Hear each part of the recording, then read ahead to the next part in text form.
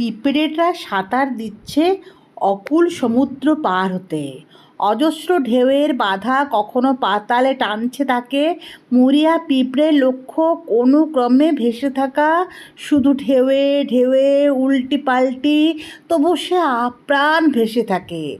পিঠে তার দুটি শিশু পিঁপড়ে, যারা মা ছাড়া বোঝে না। প্রাণপণে দুজনেই ভেসে যাচ্ছে মাকে আঁকড়ে ধরে।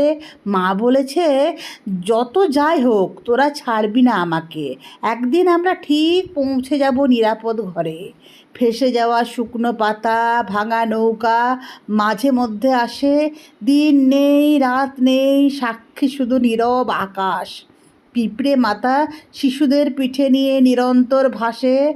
একদিন নিজেদের ঘরে ঠিক পৌঁছে যাব, বুকে সে বিশ্বাস। সমুদ্রও একদিন পাড় দেয়, দেয় উষ্ণ ঘর।